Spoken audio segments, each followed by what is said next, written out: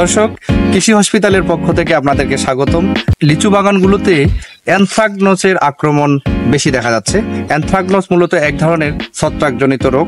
এইটা ঠিক কি কি কারণে হয় এবং এটার প্রতিকার কি, এইসব বিষয়ে আজকে জানবো। তো আমি প্রথমে আপনাদের একটু বলে নেই যে অ্যানথ্রাকনোস হওয়ার পিছনে মূলত দুইটি কারণ আছে। একটা হলো যখন কোনো পোকার আক্রমণ ঘটে, সেই পোকা যে ছিদ্রটা করে, এই ছিদ্রর ভিতর দিয়ে সেচ দেওয়ার সময় অথবা বৃষ্টির কোনো পানি ঢুকে গেলে এই জায়গায় পতন শুরু হয়। এবং আরেকটা কারণ আছে যেটা হলো সানবার্নিং এর কারণে হয়। অনেক সময় সানবার্নিং এর কারণে এই জায়গাটা চামড়া পুড়ে এখানে ক্ষত হয় এবং সেখানে হলো যে এই ছত্রাকের আক্রমণ দেখা যায়। মোহাম্মদ শাকিল আহমেদ আছেন আমাদের সাথে, আমরা ওনার কাছে জানতে চাইবো ঠিক কি ধরনের ওষুধ ব্যবহার করলে এই যে অ্যানথ্রাকনোস থেকে আমরা মুক্তি পেতে পারি। কারণ অ্যানথ্রাকনোস এমন একটি রোগ, এইটা যদি কোনো বাগানে দেখা দেয় ফলে একেবারেই পচে যায় এবং এর মার্কেট ডিমান্ড। আপনাকে ধন্যবাদ।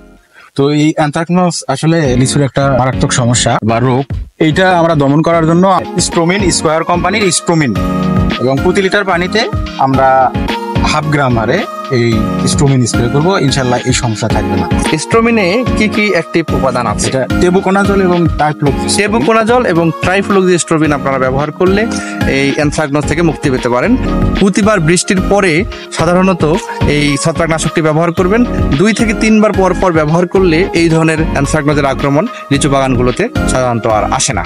ধন্যবাদ।